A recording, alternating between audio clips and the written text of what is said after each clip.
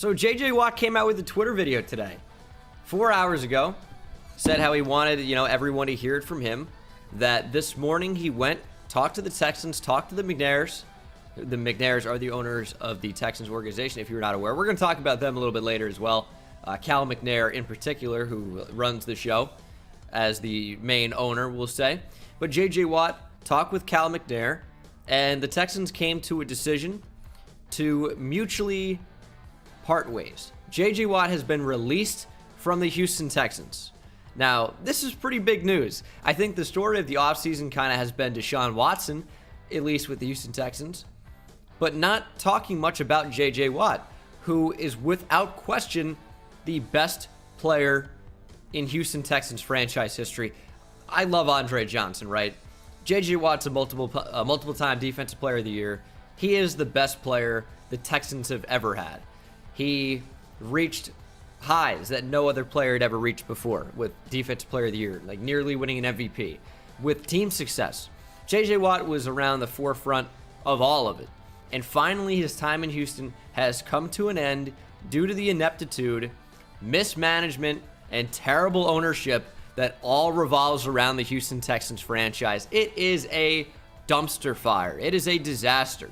The Texans have been so poorly managed. Their build-up to fall from grace was incredible. And I think a lot of it revolves around Jack Easterby, who is the Executive Vice President of Football Operations for the Texans, as you can see this title. But unfortunately, he's a lot more than that. He is a pastor of sorts. And I get the appeal of combining religion with sports, especially football. However, I think that when you're looking for a guy who's kind of going to run the show, make the decisions for the team, you don't really want this random pastor and life coach. You want someone who knows football and football moves. And even though Jack Easterby was with New England, I think time has told us that he has no idea what he's doing, and it's wrong move after wrong move after wrong move. And the Texans have gone from a pretty competitive team in the AFC South to a disaster. I mean, you're talking about maybe the worst team in the league. And it might be a stretch to say that the Texans are the worst organization in football, but at the same time, when you look at some of the players that they've had and some of the players that they've lost for absolutely nothing, well, under Jack Easterby, DeAndre Hopkins was traded, and part of that was Bill O'Brien, but that's also an ownership decision. That falls on Cal McNair as well. Bill O'Brien was also a disaster. And when you have these coach GMs, it either goes really well in the case of Bill Belichick or really terrible in the case of almost every other implementation. GM's a tough enough job. Head coach is a tough enough job. When you combine the two, it becomes pretty bad. Look at what Chip Kelly did in Philadelphia years ago now. But DeAndre Hopkins was a terrible, terrible trade.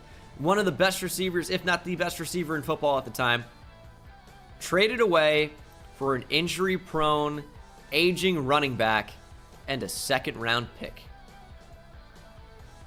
Jadeveon Clowney just let walk in free agency. Deshaun Watson clearly doesn't want to be there. The Texans have come out right and said, oh, we have no plans to trade Deshaun Watson. We're excited for him to be a Texan for the future, blah, blah, blah, blah, blah. Deshaun Watson has made it quite clear that he does not want to be on the Texans. He doesn't want to be on the Texans ever. So he has a no trade clause, which is interesting. He basically could pick his destination. But at the same time, the Texans would have to trade him. And why wouldn't they? If Deshaun Watson doesn't want to be there and has made that expressly clear and is not going to report, which we don't know about that. We don't know if Deshaun Watson's really not going to play if the Texans call his bluff. But why not get something back for Deshaun Watson? But the fact that you can get to a situation where your superstars don't want to be on the team anymore, Deshaun Watson, superstar franchise quarterback, doesn't want to be there. That's a problem.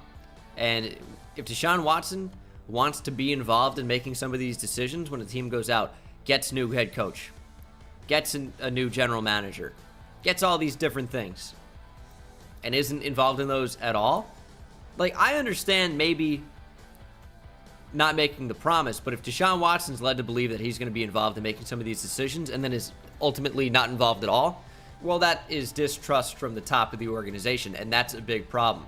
J.J. Watt could be said kind of the same thing. The culture of that team has gone so downhill, and he's talked about that. He's ranted about that after games even, which is poor. After the season, came out with a huge rant. And the culture has just changed so immensely, and it's so bad there. And it just starts from the top. As you can see with Jack Easterby here, yeah, DeAndre Hopkins, Bill O'Brien, J.J. Watt, everyone leaving. It's pretty poor. Like, Bill O'Brien had to go. I understand that. And some of these other names I do not know. But DeAndre Hopkins is a big one. J.J. Watt's a big one. What is soon to be Deshaun Watson probably is a big one. The Texans have just been so poorly managed, and the culture's so bad there, that I'm not sure the time frame of a turnaround here. If you take away Deshaun Watson, what do you really have? What do you really have in Houston? Let's look at some of their best players now. Offense. What do they have at wide receiver? Well, Will Fuller's going to be free agent. Is Will Fuller coming back? Probably not. Probably not.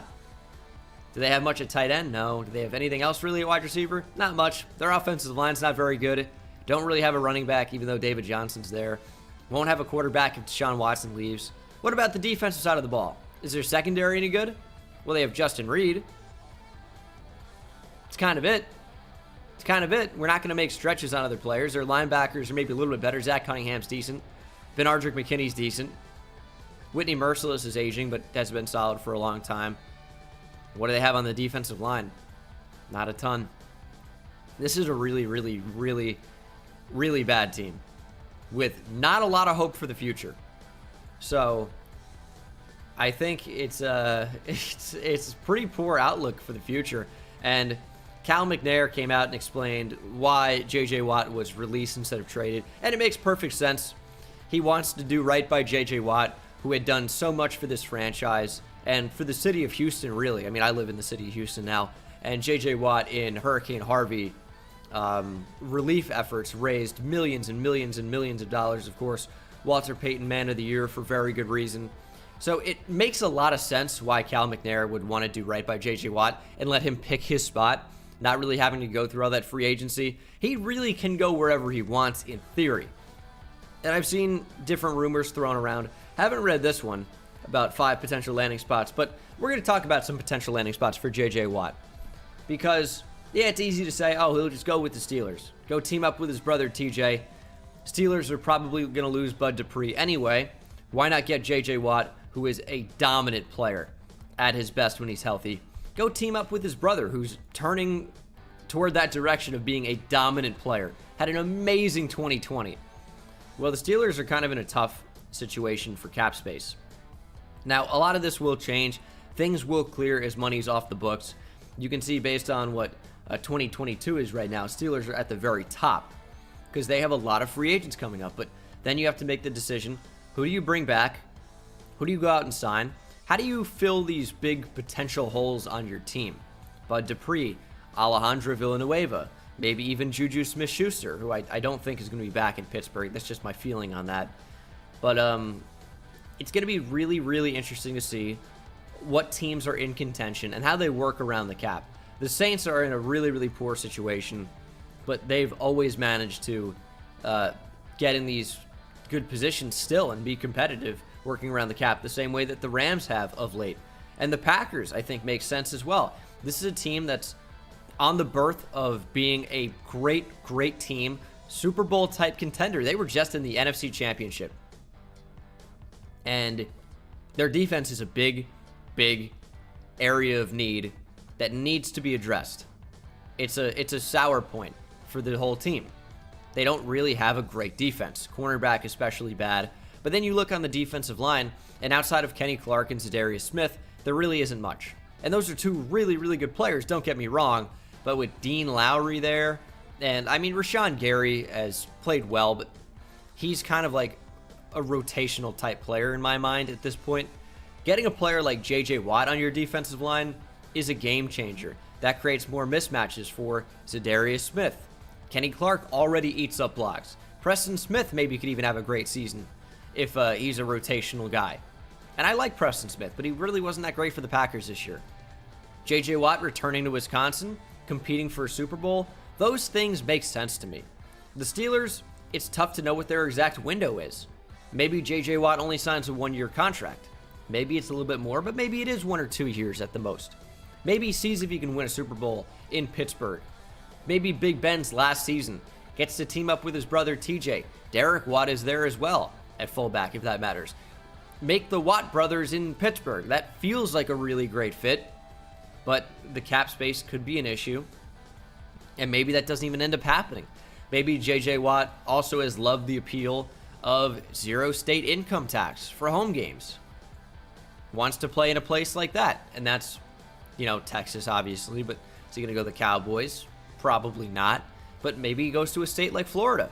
Maybe goes to a state like Las Vegas, and there you have the Raiders. You have the Bucks. If he maybe wants to win a Super Bowl, the Bucks have some cap space, even though they need to bring back some players. Maybe he goes to the Dolphins. They're a team that's on the rise. Who wouldn't want to play in Miami? Jacksonville, you can probably remove them from the equation, and that's a dumpster fire organization as well.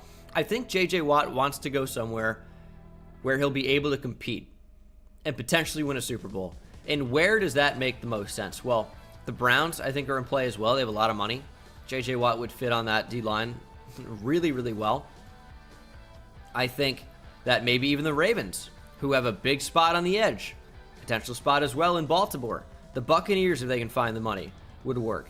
Maybe even the 49ers. You imagine a defensive line with Nick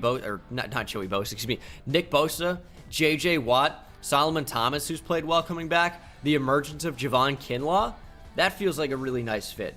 And then you talk about some of these contenders, these real contenders. The Chiefs, maybe even the Rams, Packers, Steelers. If they can figure out ways to get J.J. Watt on the team and work around the cap, man, what addition he would be to their defensive line. I mean, sky is the limit. J.J. Watt is still a really, really good player.